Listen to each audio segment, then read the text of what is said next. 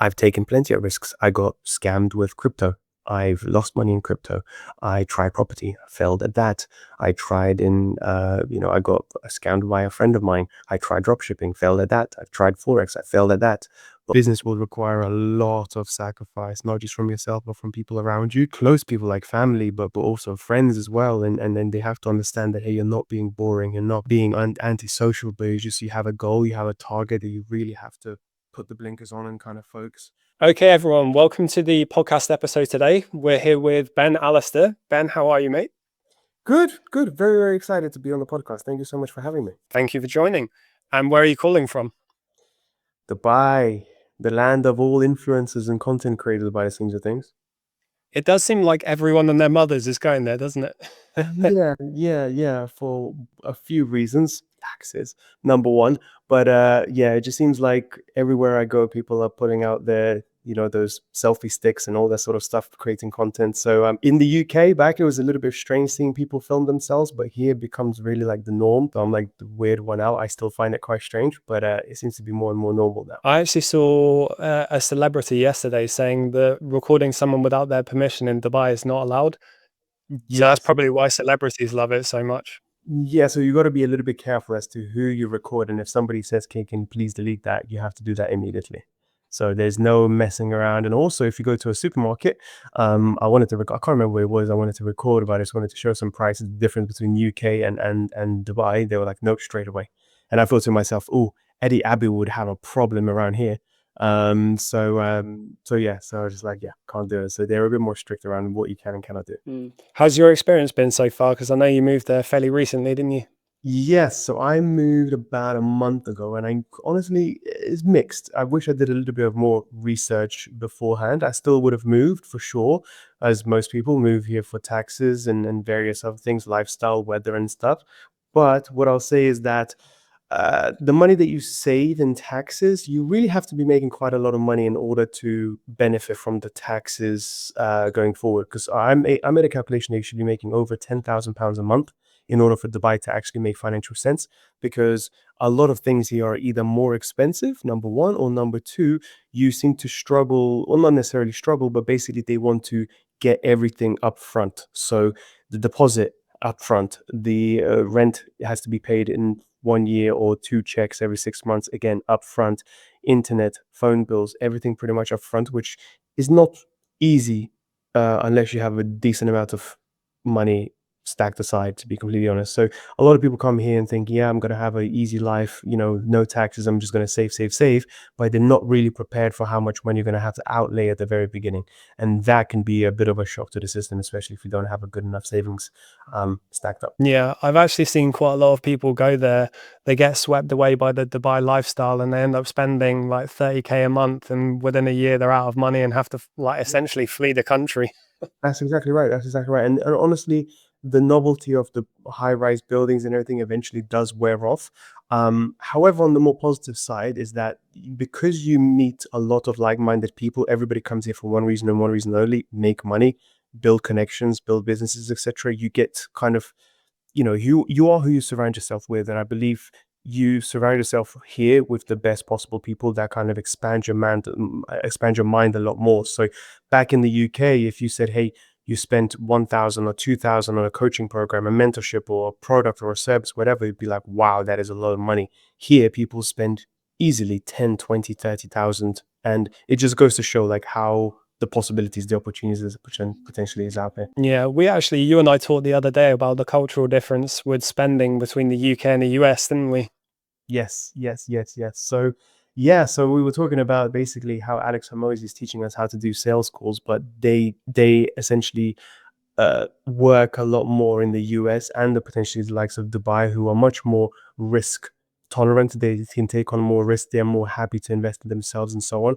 Whereas in the UK, you really have to lead with logic. You have to lead with strategy, the return on investment, and all these sorts of logical, a whole bunch of testimonials and referrals and all that sort of stuff before you're getting a client on. So yeah, with my clients, we kind of tend to first of all speak about, okay, so who exactly are you going to target? Because the way we're going to approach sales calls, conversions, social media is a little bit different depending on what the demographic is going to be. Yeah, for sure. So, to give the audience a bit of background to who you are, Ben studied business management, and very much like myself, I don't feel that you got a lot from uni, right? Can I swear on here? Of course, go for it. Fuck all. I meant I literally got nothing except for an expensive bill that I'm still trying to pay off right now. I've learned out far more about business by doing business, by failing, trying again, failing, trying again, moving, learning from different people who have actually been there, done that.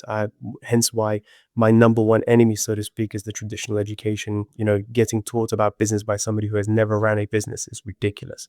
What I should have been taught instead is how to sell, how to manage emotions, how to manage people, how to foresee what's going to happen, how to forecast, how to do how taxes work. You know, all of these sort of things, unfortunately, in the UK educational system, just completely is forgotten. Instead, we'll learn about economies of scale and various economists and stuff who I don't even remember because they have absolutely no impact on my life whatsoever. Um, Mm. I could go on and on about this, but yeah, in a nutshell, yes, I've studied business management and I learned nothing. I saw a Cody Sanchez video the other day about the CEO that they appointed to run Starbucks, and he's essentially run it into the ground. And if you look at his career history, he's a very impressive alumni at very prestigious universities, but from what people can tell, he's never actually run a business. So you know, all the theory in the world is fantastic, but you know, getting your hands dirty and learning by making mistakes and actually doing it, there's no other better teacher.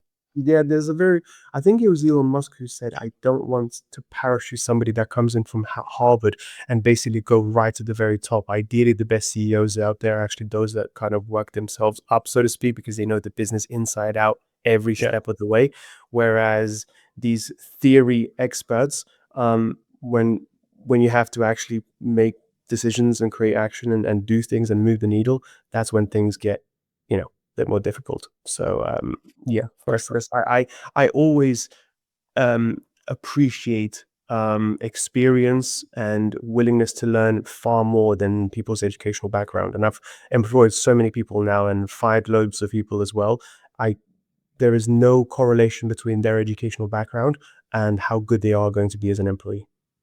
For sure. So, on the background of you firing and hiring a lot of people, I know you worked in recruitment for 7 years, which can only tell me that you're a bit of a masochist. Yes, yes, yes. Yeah, that was a very interesting experience working in recruitment.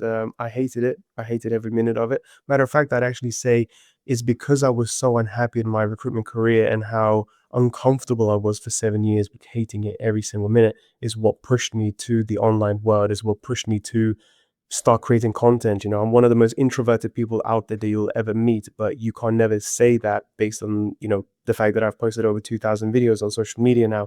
Um, so yeah, and not that long ago, I actually had a nightmare of me going back to recruitment. I'm like, gotta go to work. I gotta go to work. It's never gonna happen. So yeah. I like the sentiment that you see yourself as an introvert because that's caught me by surprise. A lot of people, as you say, wouldn't be able to tell that from the camera, and just goes to show, doesn't it, that if anyone's watching this and they feel that it can't be me because I don't have that personality type, you really can achieve whatever you want. Do you know what's actually strange? The best content creators I've actually met happen to be introverts. And I Mm. think because they spend much more time analyzing what works and what doesn't. They look at trends, they look at various things, and I don't know why is there a correlation, but like the extroverts that I've met, like for example in school, friends in school who are extroverts, tried social media, just could never figure it out, could never do it, could never see themselves on camera. So it's very, very bizarre. But yeah, if you have a I think no matter what personality type you are, if you really want to make it in the online world, there is a way for you for sure. For sure. I would classify myself as a very introverted extrovert. I'm like a hermit. I like to be by myself in my place, but when I'm in those opportunities of social interaction, I do love it as well. So I Mhm. think you don't have to be defined by one, do you? No, I'm defined by one because I go to these networking events and I hold a glass of wine or champagne and I'm just like, I want to get out of here. This is not me. I don't like this at all. Like, for example, in Dubai right now, even though there are so many networking opportunities and events going out there, I just much rather be in my office for 12 hours a day and just get down and work, to be completely honest. And I feel like if it's meant to be, if we're meant to meet, if we're meant to, work together, then so it will be. But I know it's not the right attitude to have. There are networkers out there that are doing really, really well for themselves. But I guess that's just one of the negatives that I kind of have to realize about myself and accept. Yeah, so I live in the southwest of England. I live in Bristol with my partner and her sister, Mhm. and I've been in like business grind mode for a long time now, for a couple of years, in fact. And I was actually just the other day feeling guilty because they're both Latinas from South America, and I haven't really shown them a lot of the UK just because I've been in my office for 12 hours a day. I think it's so hard to find a balance, isn't it? I almost think balance doesn't exist when you're trying to build a business. Oh, I couldn't agree more. Hence why the people that you have to surround yourself with have to understand that and be For around, sure. because business will require a lot of sacrifice, not just from yourself, but from people around you. And not just like close people like family, but also friends as well. And then they have to understand that, hey, you're not being boring and not being antisocial, but it's just you have a goal, you have a target that you really have to put the blinkers on and kind of focus. And yeah, when I started my business, like I had to cut off a lot of people because they just weren't on that same field. They weren't on the same track. They weren't their goals and priorities were very, very different to mine. And it's like, Mm. well, I'm bringing you down by not wanting to go travel with you, and you're bringing me down by not providing me with any sorts of insights or ideas into what I'm doing. So it's not really going to work. And you just kind of, split ways, so to speak, as people do, perfectly mutual. But that's just the reality. And I think a lot of people, before they go into online businesses or just businesses in general, should really think about, are they willing to sacrifice um what they for what they want. Because, like, for example, right now I've got a few friends of mine that are making upwards of 100K per month, between 100 to 250K per month, but they were much happier back when they were at 10, 20K per month, because now they have much bigger teams. They have no social life whatsoever. Even when they go on holidays, they still have to do meetings and answer emails and all that sort of stuff. So yeah, like this business life, entrepreneurial life, it may sound amazing, glitz and glam and all that sort of stuff, but people don't really understand what it looks like day to day. It's nowhere near as exciting as it is. I Simply. think I think a lot of people would be very surprised about how isolating and lonely that path can actually be, even when you're very successful. And I know you've talked about this previously, that especially when you hit that success, it just isolates you even further, doesn't it? Yeah, no, absolutely, because um, then you don't really have many people to speak to, because the friends that you left behind, honestly, they no longer really want to speak to you because you're ahead of them. And also, if you can't share how much money you make, you can't share about your problems, you can't share about your successes, because if you share your successes, you will come across as bragging. If you share of your problems, then you will come across as somebody really unrelatable, and they can't give you any sort of advice. So the further you go up, sometimes the more lonely you feel. Hence why, me being an introvert, I'm perfectly fine with it, but other people may struggle. I remember reading a podcast by a CEO saying, "Who can empathize with me trying to find 100 grand this week to pay payroll? None of my friends are going to understand that." That's so true. That's exactly right. And the thing is, it's like, you can't give them any sort of advice, and at the same time, you're just like, there's nothing you can add to that problem. There's Yeah. nothing you can do to alleviate it. So, yeah, I think finding the right people to surround yourself with gets more and more important as you go further and further. Hence, like, for example, I'm creating a community right now of creators who are just getting started. Because is that at the very beginning, it's actually really difficult, because if you want to make money, and if you want to set up a coaching business or stuff like that, a lot of people will doubt you. A lot of people will say, "What the hell are you doing? You've never done this before. You never even shot videos before. Like, what are you playing at, so to speak?" And they may not necessarily have bad intentions. They may have good intentions, but they just don't understand as to why you're doing what you say you're going to do. Um, like a little quick story, I started my first bit of online success was Amazon FBA in 2018. And the very first product, after doing 3 months of research, were those sort of tanning mints that you tan your back. I've got no experience in tanning. I would never be the target customer for that product, whatever. But all of my research and everything said this is the product to go for. So I buy 3 boxes, 200 units each. I remember like it was yesterday. These boxes get delivered to my parents' house because I was in a flat, I didn't have any space at all. And my mum turns around and she goes, "What the fuck did you just do? Like, can you return these boxes? Like, can you get a refund? Like, how are you possibly going to get rid of 600 tanning mitts? Are you stupid?" And it was coming from my own mum, like, Mm. the one person that should be supporting you no matter what, is coming from my own mom. Now, of course, I understand it from her perspective. It's like, I've never had experience. I've never had a business before. What the hell am I doing? Spent £1,300 on 600 products that I may not even sell at all. So yeah, that's just the reality of the situation. It's just reality of entrepreneurship. I think I think taking an action like that is so far off the train tracks that most people are used to. I think they just can't even comprehend it. I think Oh, so many people are kind of passively going through life, not really living. And I think when someone takes their life into their own hands and doesn't do the traditional 9 till 5, most people can't comprehend that. They've never had that thought before. I think they do. Do you know what? I think sometimes people do, especially now with TikTok and Instagram showing all these flash lives and stuff, but it's just like they are either scared of taking action because of the potential risks. They have commitments like family, children, and all that sort of stuff, so they physically cannot do it. But I just remember like it was yesterday, me going on a train at 7 o'clock in the morning in freezing cold, stuck on a train like a sardine, and I'm like, this can't be my life for the next 40 to 50 years. Like, I have to get out. So it was like back against the wall type of movement, because I just didn't want to be miserable for the rest of my life. And yeah, like, it's not for everybody, but if you do have that ambitious streak in you, you really want to do whatever you can to take risks. You'll fail, learn, take risks again, you'll fail, you learn, and then eventually, you know, come across there is something successful, so to speak. Like, I failed, I think, at 4 different things before I came across Amazon FBA. Mm. It's always the way, isn't it? People dabble at multiple things until they find the one that strikes. Exactly right. Absolutely. But you just have to pick the lessons for every single one that I did. I was just like, okay, what did I learn from this that I can take into the next one? And just from failure to failure to failure, you essentially stumble across success, which is rewarding. And then you become an overnight success. Yeah, the overnight success that happened over the last 7 years. Yeah, exactly right. That's exactly right. And then, oh boy, it must be easy. Oh, it must be so nice. And it's just like, you have no idea. But Mm. Yeah, so you said you had to step away from friends. I just wanted to bring back and say a story of my own that I didn't see my friends for a long time because I was very off the radar, very working, didn't want to be distracted, and I had a period where things in my life were pretty tricky. Both my parents were sick, my partner was sick. I had some medical news that wasn't easy. Business was challenging at that time, and one of my friends who I hadn't seen for a long time, she reached out, said, "Hi, how are you?"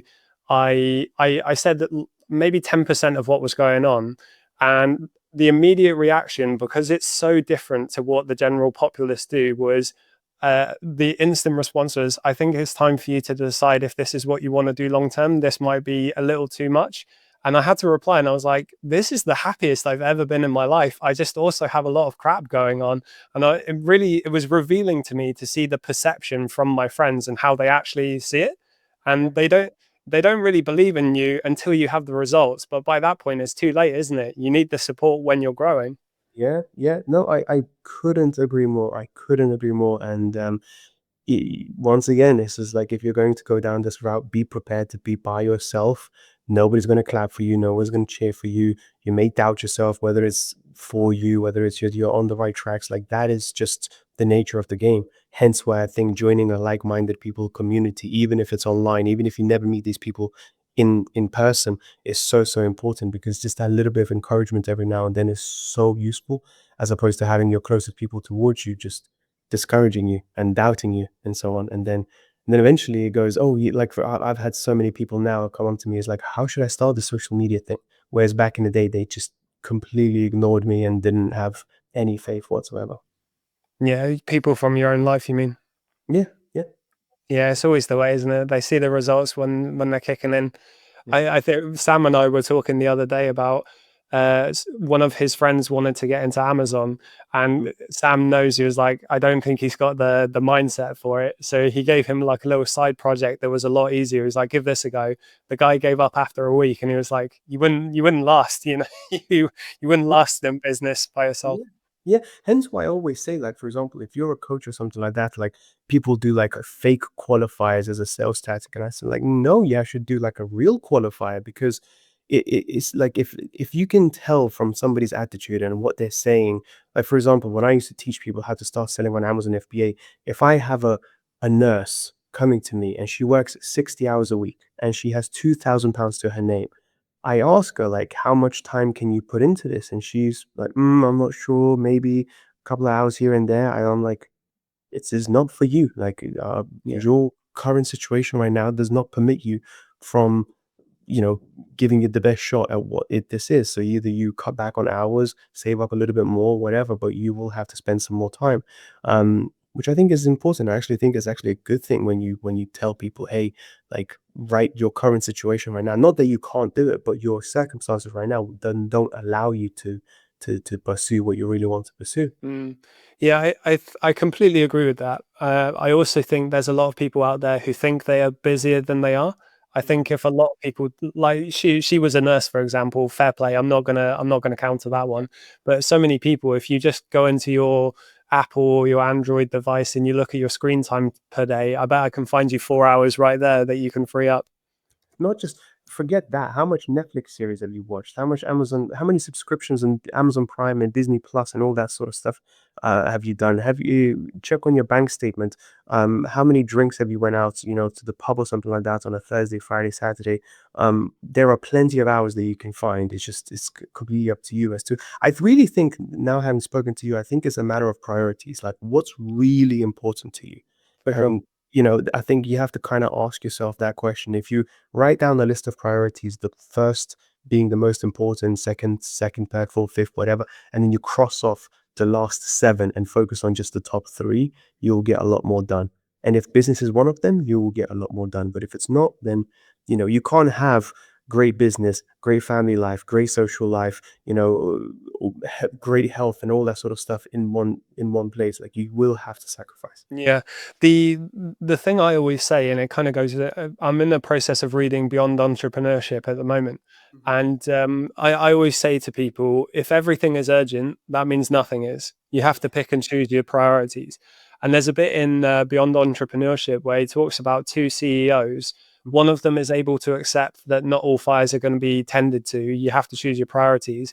The other one is kind of rendered impassive by all the tasks they have to do. Everything's a priority, which means their team is completely directionless. And that obviously the latter CEO doesn't push their business anywhere because their focus is too split. I think that's true for life as well. You can't be a master of everything. You need to really sharpen your sword in one area at a time. I, to me, I've always seen business as kind of self development on steroids. So you really do have to pick and choose your battles. Yeah, no, I think so. I think so. I think having been I think I've done more personal growth in the last 2 years than I've done in the last like 10 years before that, because as you continue to grow, as you continue to develop, it's just like so many things.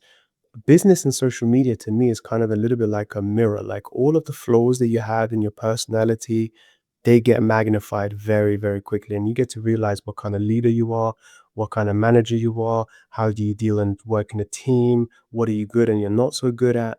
Um, yeah, I think running a business is a very, very good way to learn a lot more about yourself, way better than university or traveling or any of that sort of stuff would do for you, Mm. in my opinion.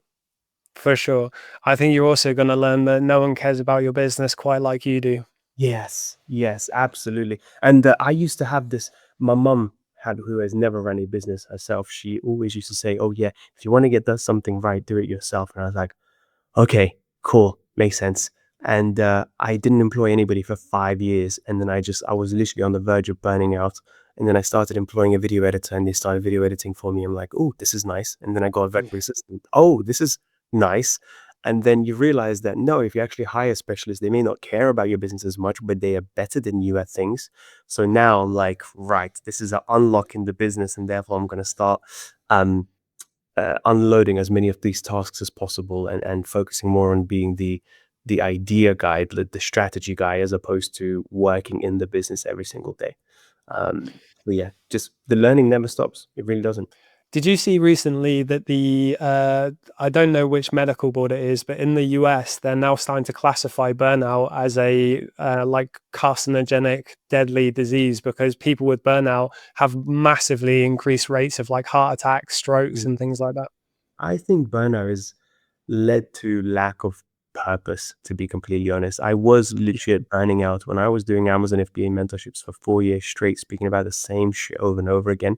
I felt like I was burning out. But, Mm. now what I do, and that is helping coaches get more clients through social media. Speaking with you is a very different conversation than speaking with somebody in property. And it's very different to speaking to somebody in mental health. And it's just so much more fulfilling. So if you're in this position of potentially burning out, you kind of really have to ask yourself, like, are you doing what you really want to do? Like, Mm. yeah. And fortunately for me, I was now in a position where I can actually take away Amazon FBA mentorships, be in a stable financial position, and do something that I actually enjoy.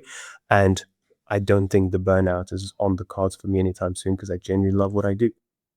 Yeah. I think it was Sam Altman. He had a really good definition of burnout, which Mm. for me, it was so true in my own history with helping build SellerSmart. When things are going well, you can work 15 hours a day without breaks, no problem at all. But when things aren't going well, or you're working on stuff that you don't want to work on, enough consistent time of that's where it starts to get really challenging. Yeah. But that's what separates the men from the boys, I think. That's what So true. separates good from great. Yeah, it's so true. And going back to social media, it's just like I speak to so many of my clients and they go, "Oh my God, there is so much competition and all that sort of stuff." And I'm like, just let's see what happens in 6 months' time.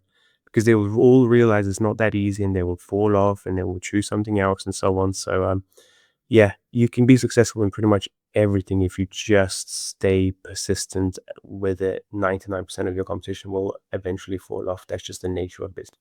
So you said earlier that you've posted 2,000 pieces of content across social media, and Yes. I came into this podcast ready to tell you that while I was doing some research, you have been so unbelievably consistent, and it's obviously led to incredible results for you. So, what does consistency mean to you? I think that's ingrained in me from when I was younger. Like I don't think I've missed a workout in like 5, 6 years.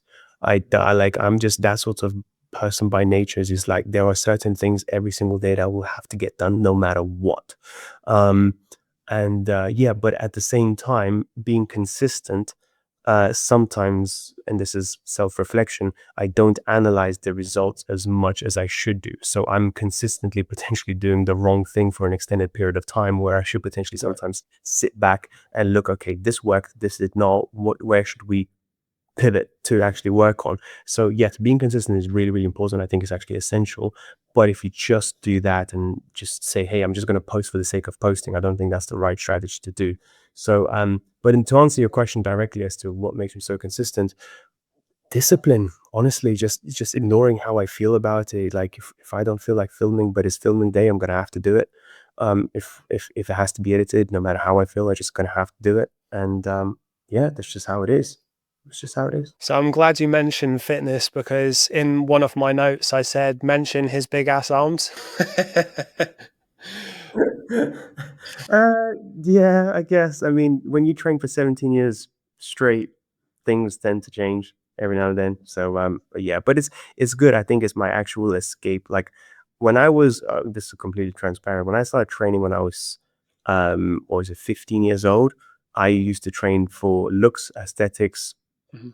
uh, attraction, that sort of stuff. Now I see it far more of a mental escape because I don't even check my phone when I'm at the gym. Mm. So it's much more mental as opposed to physical. And it helps me. Like if when I was during COVID and I couldn't go to the gym, I really started to feel quite mentally down. So That sucked that time. yeah, exactly. So you tend to realize how important exercise is. And it was the first time where I actually stopped training. I was like, oh shit, like what's Mm. going on? Like I actually don't feel normal. Um, so yeah, so I think I would encourage people to take up that sort of healthy habit of training, not so much for aesthetics, but more for your mental clarity and just yeah, and it helps with discipline as well. I don't know if this is proven right or not, but I think discipline is a muscle. The more you're disciplined, the more you do things you don't feel like doing, the better you get at it. And it helps in every other aspect of life. Yeah, I've seen an Andrew Huberman quote somewhere talking about Mm, that. yeah, I no idea who he even is, but there you go. So are you like hypertrophy training, powerlifting? What kind of training do you do? I used to, so I'm 32 years old now. Back when I was like 21, 23, I felt like I was made of rubber. I can do anything, no injuries, nothing like that at all. So it was 5 by 5. I was powerlifting and all that sort of stuff. Like my records were going through the roof. Now I'm kind of scaling back a little bit and I'm doing it more for health, for, for like, I don't want to mess up my joints. And also, once you go past 30, your joints start to hurt, your wrist start to hurt, your elbows start to hurt once you start bench pressing over 140 kilos. And it's just like, what's the point? Like, do I really want to injure myself here right now? So you do it more for overall physical fitness. I'm 33 and I can't move without something cracking and clicking. Yeah, I know. And it's just like, and it just happens all of a sudden. I think when I turned 28, I was just like, where are all these aches and pains all of a sudden started to come through? But it is what it is. 3 years ago, I was actually part of UK history and I was at the first natural bodybuilding show that was in a classic physique category in the UK in rugby. Oh, And I did very badly, didn't place, but the only person I was competing against was myself. Because yeah. for me, it was I've always had a phobia of public speaking. And I thought if I can stand in front of an audience in my underwear, that's far more scary. Yeah. And yeah, we went traveling after the show. We got into business, and I made the conscious choice that I was going to exercise less so I could focus on work. And it was the worst decision I ever made. I lost all my strength. I lost all my muscle, which I'm still trying to get back now. My posture while I was working became like a shrimp. Yeah. And because of that, I ended up with a perforated upper disc in my back. So yeah, I'm back into the flow of it now. But what you just said about discipline is so true. Without the consistent gym routine, I felt like everything else fell apart. Yeah. And it was for this idea that if I just put more time into the business, it's better. But it was completely untrue. Yeah, no, absolutely. It's just like you have to think about sometimes you like physically want to not work one day because it will make you more productive other days. And you're absolutely right. For me, like I go training now between 7 and 9 a.m. in the morning. And I know that if I overslept, then it's just like the whole day is just the mood is going to be different, the energy is going to be different, etc. But yeah, I think it just helps people, at least for me personally, just stay the course, so to speak. And it's just a good escape, to be honest. For sure. So I want to bring it back around to kind of your upbringing, because I know you are Lithuanian by blood, even though I thought you were South How African much by your accent. research have you done? Okay, yeah. Well, Yeah. I was gonna say, I know you're Lithuanian, but you grew up in London, and I know you had that kind of immigrants get the job done mentality and that family pressure. But do you think the direction into business came from the immigrant background in London, which is a very business oriented city, or do you think it was something that you were just born with? I think it's a mixture of both, to be honest. I saw how hard my parents were working. My mom was a hotel maid and my dad is a carpenter. My stepdad is a carpenter. I see them both working 6 days a week and it scared the shit out of me because I would never wanted to work this hard for this little money. And I saw business as the only way out, to be completely honest. Um, the mentality of getting shit done definitely comes from that sort of Soviet Union background because I lived half of my life in Lithuania up until the age of 12 and then the rest in the UK and now I'm in Dubai. Um, but yeah, like I didn't get any sort of advice about business from my parents. They have absolutely no clue about business whatsoever. Their perception of success is essentially slave away at a company, hope for the best, hopefully get promotions every now and then therefore that you'll be successful. Um, but I never really have a think about like what I just kind of the ambition has always been there. I always felt like I want to do more than just, have a 9 to 5, so to speak. I never really worked really well under somebody else's leadership. I kind of wanted to be the one that makes all decisions.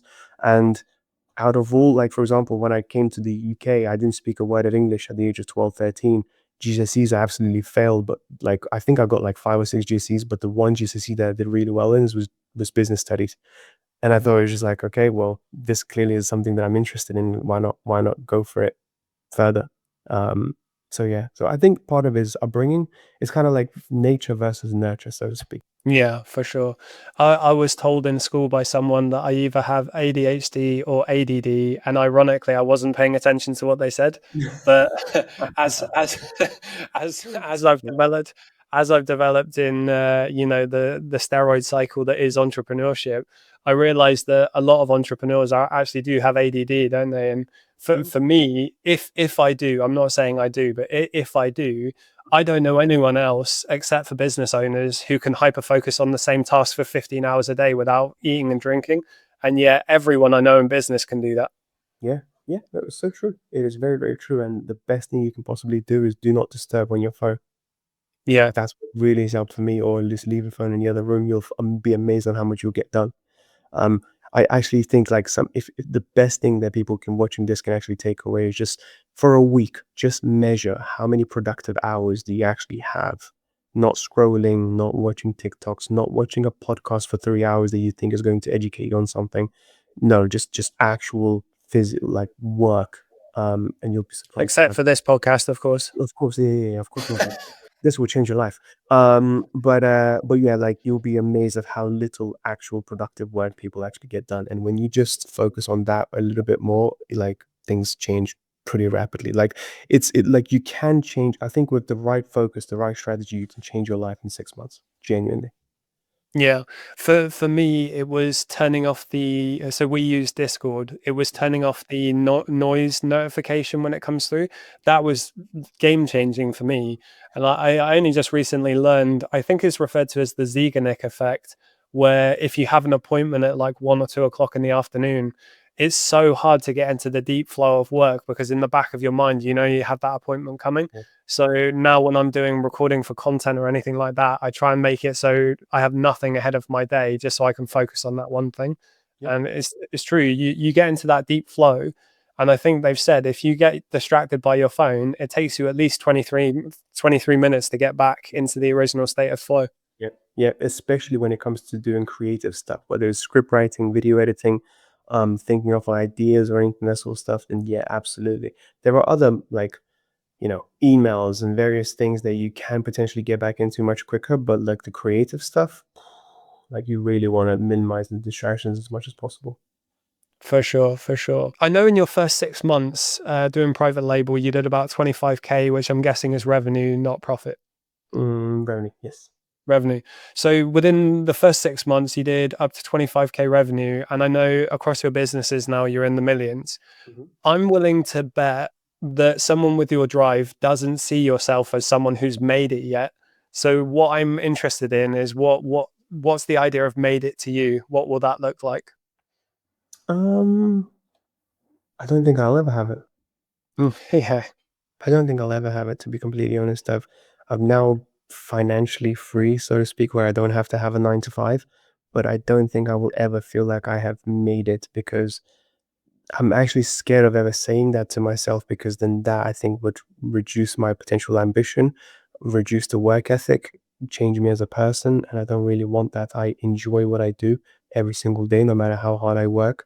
So that made it doesn't really come into my mind. And quite frankly, I've been at positions now where it's like, hey, made 10K a month, 20K a month, 30K a month, 50K, 100K a month throughout all my businesses. And it's just like the lifestyle doesn't really change. So it goes away from, working to survive to more like becoming it more like a game. And it's just like you're unlocking a next level and new problems arise and more risks you have to take and so on. But what I really take a lot of comfort in is that if I now have the confidence to say that if you dropped me somewhere in back in the UK, took absolutely everything away from me, I could probably get back to where I am today in a relatively short period of time, knowing what I know now. So, what I made it, I don't really know how to quantify that, but all everything that I have in here is so important to me that it's just like, okay, if I'm gonna have one day a divorce, a messy divorce, or something happens and I have to spend all of my money and back to zero, I know I can come back to where I am, which nobody can take away. And that gives me quite a lot of satisfaction. I love that mentality. Yeah, I'm exactly the same. So I grew up around kind of like very left wing, more socialisty type hippies in a way because I grew up near Glastonbury. So Mm, the culture spills over, and for me personally, my life changed when I realized that taking personal accountability in my life and where it's going is going to get me so much further ahead than moaning about the fact that life isn't fair. And Because of that, I had a bit of a perception shift where I realized that capitalism is actually a game.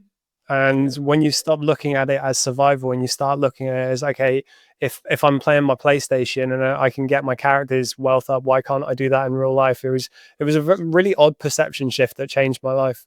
Yeah, no, I couldn't agree more. Yeah, and ironically, I was big into gaming. I can't wait for GTA 6 to come out. But yeah, but like World of Warcraft, all these sort of games, and it's just like you see so many parallels in it as well. Like you level up, you become a bigger person, you have more resources, you have a bigger team, and all that sort of stuff. It is a physical game.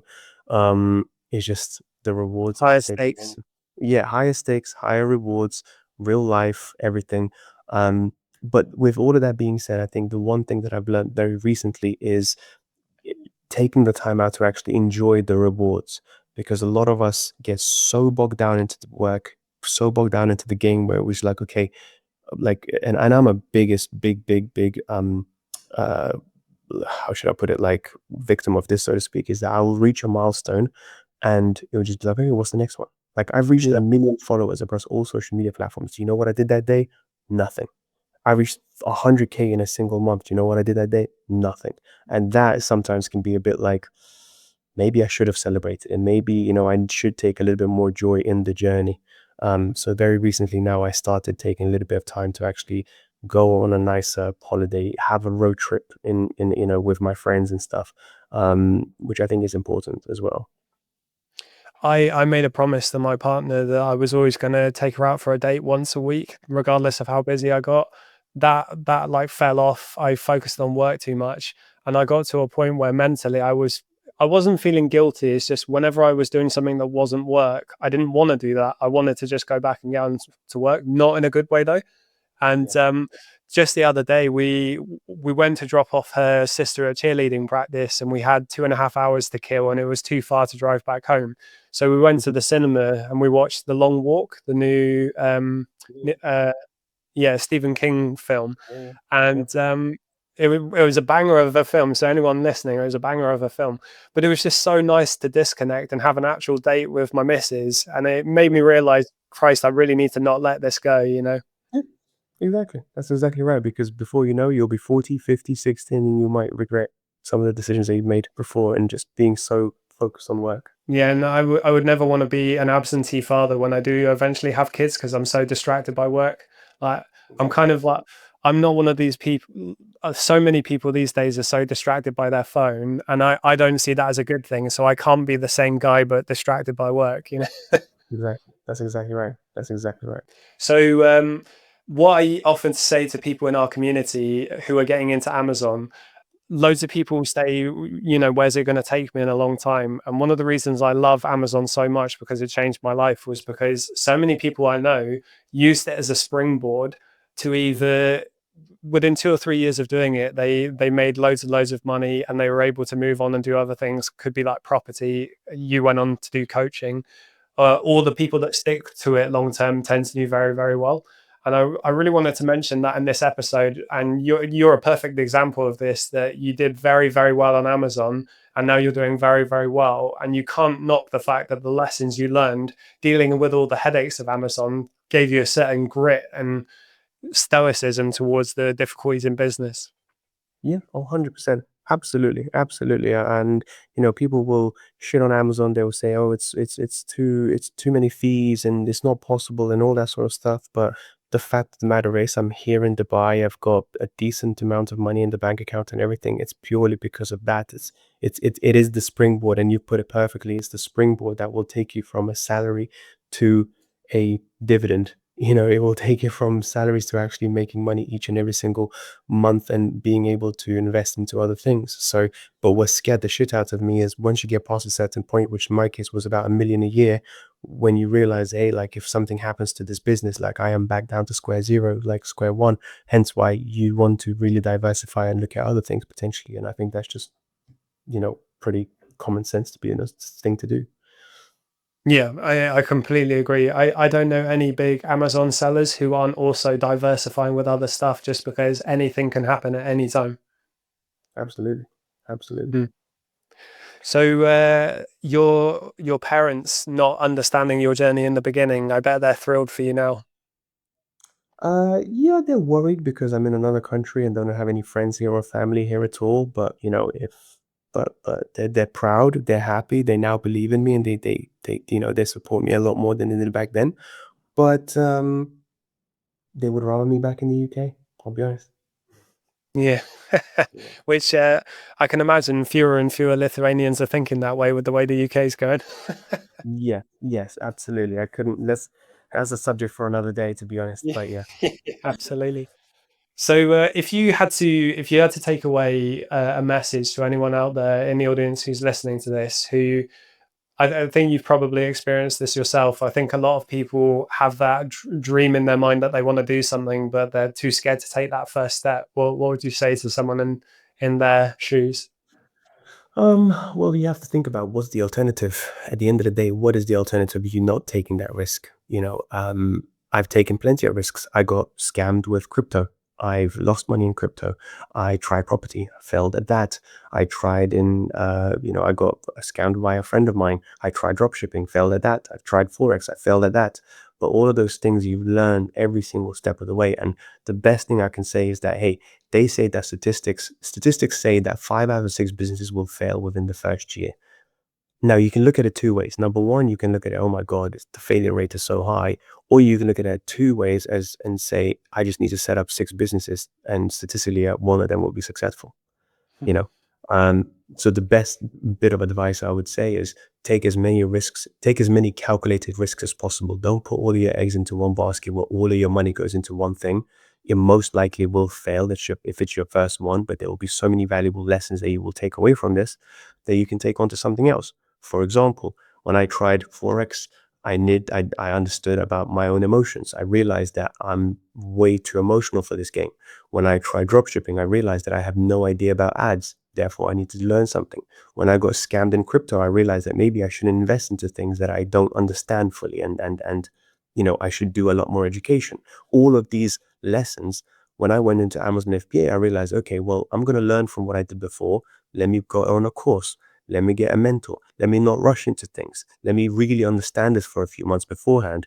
And long and behold, here we are. But I think it's those lessons beforehand that got me to where I am today. So therefore, don't look at these things that you most likely will fail as failures. They are just lessons. Yeah, I've always believed you only fail if you stop. As long as you learn Yeah, from it and keep going, keep moving forward. yeah, yeah, I exactly. And most businesses, you don't have to start with all of your savings. A lot of businesses you can start with absolutely nothing, and mm, you will either fail or you'll succeed. But at least you'll learn something along the way for sure. yeah, absolutely. So, one thing that again, this is a cultural difference in the UK, I think, because you can convince someone in the US quite easily to get a coach or a mentor, especially in business. But in the UK, it's kind of a different vibe. You obviously do business coaching. We've just signed up with your services and we're really excited to work with you. We run an Amazon FBA mentorship in our server.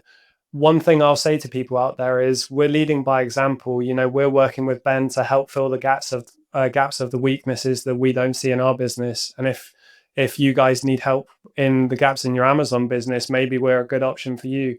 But throughout my entire career history, I've always used mentors. And even if they go down a direction that I don't agree with, which has happened, I have bought a mentorship where they teach dishonesty, which I didn't like. You still learn so much from the experience. So I've always believed in mentorship where you get to from A to B so much quicker because you're helping avoid all the issues that other person's already walked through. Yeah. And on top of that as well, how can you expect someone to pay for your mentorship and your coaching if you're not willing to do the same? Yeah, for sure. So, and funnily enough, I realized that your energy and who you are as a customer will be the type of customers that you attract. If you're the one that pays in full, you'll most likely attract the serious people that pay in full as well. If you are behind on your payments, you will most likely attract people who are behind on their payments as well. So it's another thing that I've learned in the last few months as well. So I'm like, if I ever go on coaching again, which I most likely will, paying in full. I think throughout my career history for the rest of my life, I'm always going to dedicate a certain percentage of my income to education, mentoring, coaching. Especially like as you say, there's levels to the game, isn't there? That as you get from one level to the next, you think, okay, what do I do next? Yeah, That's where mentorship can help you. exactly. Absolutely. Couldn't agree more. Cool. I know you only had an hour for today, and we're having to cut it short because I had some tech issues at the start of the call. But Ben, it was an amazing conversation. It's been really great having you. Part 2 on my channel. Yeah, absolutely. Hopefully, it actually works this time and doesn't cock up on me in the beginning. Absolutely. No, but it's been a pleasure. Honestly, Sean, I really, really enjoyed it.